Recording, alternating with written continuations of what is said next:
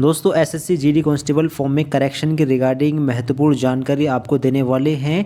कुछ स्टूडेंट्स ऐसे होंगे जिनका फॉर्म रिजेक्ट होगा, तो करेक्शन किन किन को करना पड़ेगा, कौन कौन करेक्शन कर सकता है, रिजेक्ट होने के बाद ही करेक्शन करना है या रिजेक्ट से पहले भी करेक्शन हो सकता है, रिजेक्ट अगर होगा तो क्या लिखा होगा और करेक्शन किस तरह से करना है, करेक्शन की कंप्लीट जानकारी आपको देने वाली है। तो चलिए शुरू करते हैं वीडियो को।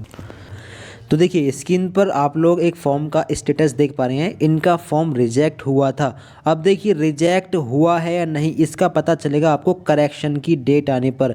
जिस दिन करेक्शन का पोर्टल ओपन हो जाएगा उस दिन आपको पता चलेगा कि आपका फॉर्म रिजेक्ट हुआ है या एक्सेप्ट हुआ है। अब पता कैसे चलेगा, देखिए जिस दिन करेक्शन का पोर्टल ओपन हो जाए उस दिन आज जब आप लोग अपने फॉर्म को लॉगिन करेंगे तो अगर आपके स्टेटस में इस तरह से कुछ शो हो रहा है, जैसे कि यहाँ पर लिखा है कि your candidature has been rejected due to the following reason भी लिखा होगा।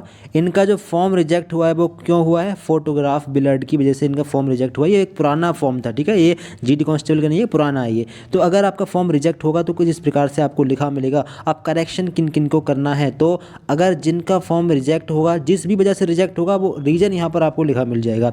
तो आपको हर हाल में करेक्शन करना होगा। अगर आपका फॉर्म रिजेक्ट नहीं होता है तो आपको करेक्शन करने की ज़रूरत नहीं है। अगर आपका फॉर्म रिजेक्ट नहीं होता है तो फिर आपको कैसा शो होगा, देखिए। तो देखिए अगर आपका फॉर्म रिजेक्ट नहीं होता है तो जब आप लोग अपने फॉर्म का स्टेटस चेक करेंगे तो यहाँ पर आपको रिजेक्ट लिखा नहीं मिलेगा, सीधा सीधा आपको यहाँ पर रीअप्लाई का ऑप्शन मिल जाएगा। यानी कि आप लोग भी अपने फॉर्म में करेक्शन कर सकते हैं। तो जिनका फॉर्म रिजेक्ट होगा उनको करेक्शन करना ज़रूरी है। बाकी अगर आपके फॉर्म में आपका फॉर्म रिजेक्ट नहीं हुआ है, आप कोई चीज़ चेंजेस करना चाहें तो आप रीअप्लाई पर क्लिक करके अपने फॉर्म में कोई भी करेक्शन कर सकते हैं। पहली बात तो अगर कोई चीज़ गलत होगी तो आपका फॉर्म रिजेक्ट हो जाएगा और यहाँ पर रिजेक्शन का रीज़न वगैरह लिखा आ जाएगा, फिर आपको हर हाल में करेक्शन करना है। अगर यहाँ पर रिजेक्ट आपको नहीं शो हो रहा है तो फिर करेक्शन करने की ज़रूरत है नहीं, लेकिन अगर आप चाहें तो करेक्शन कर सकते हैं।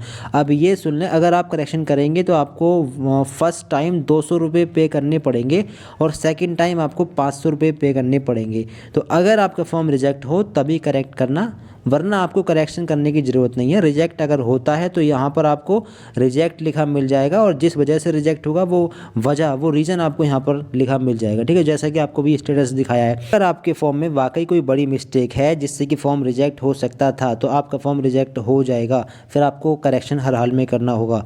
बाकी अगर आपका फॉर्म रिजेक्ट नहीं हो तो भी आप करेक्शन कर सकते हैं। करेक्शन का चार्ज दोनों के लिए, जिनका फॉर्म रिजेक्ट होगा उनके लिए भी और जिनका रिजेक्ट नहीं होगा दोनों के लिए सेम रहेगा, 200 रुपये वन टाइम। सेकेंड टाइम अगर एक बार में करेक्शन नहीं हो पाया, दोबारा फिर करेक्शन करना पड़ गया तो 500 रुपये देने पड़ेंगे। ये इस चीज़ का ध्यान रखिएगा। करेक्शन डेट कब आएगी, तो करेक्शन की जो डेट है जीडी कांस्टेबल में शायद 8 जनवरी से शुरू हो जाएंगे करेक्शन, 8 से 11 तक रहेंगे। करेक्शन का पोर्टल ओपन हो जाएगा 8 जनवरी से। तो ऑनलाइन करेक्शन आपको करके दिखा देंगे। अगर आपको कोई चीज़ चेंज करनी हो तो कर सकते हैं, बस आप ध्यान रखिएगा कि आपको 200 रुपये पे करने पड़ेंगे करेक्शन के रूप में, करेक्शन के चार्ज के रूप में, ठीक है। तो अगर फॉर्म रिजेक्ट ना हो तो करेक्शन करने की ज़रूरत नहीं है। फिर भी अगर कोई चीज़ चेंज करना चाह रहे हैं, सेंटर वगैरह चेंज करना चाह रहे हैं और सिग्नेचर वगैरह चेंज करना चाह रहे हैं तो आप कर सकते हैं। और अगर दूसरा, हाँ सुन लें, अगर फ़ोटो रिजेक्ट नहीं हुआ, मान लीजिए फ़ोटो रिजेक्ट नहीं हुआ तो फ़ोटो भी आप चेंज कर पाएंगे, ठीक है। अगर रिजेक्ट नहीं होता है तो फ़ोटो भी आप चेंज कर पाएंगे, ऑप्शन ओपन होगा। सिग्नेचर भी चेंज कर पाएंगे, अगर एग्ज़ाम सेंटर चेंज करना हो वो भी चेंज कर पाएंगे। दूसरा, कोई भी यस नो में गलती हो गई हो, मार्क्स गलत फिल हो गए हो, रोल नंबर गलत फिल हो गया है, उसमें चेंजेस आप कर पाएंगे। इन वजह से आपका फॉर्म रिजेक्ट नहीं होता है। अगर मार्क्स में गलती हो गई हो तो इन वजह से फॉर्म रिजेक्ट नहीं होगा।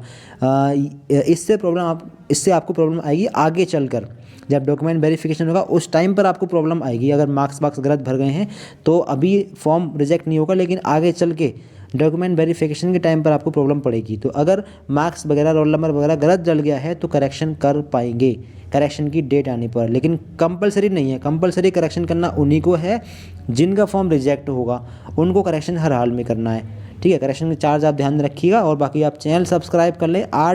शायद 8 जनवरी को करेक्शन का पोर्टल ओपन हो जाएगा, आपको करेक्शन ऑनलाइन करके दिखा देंगे।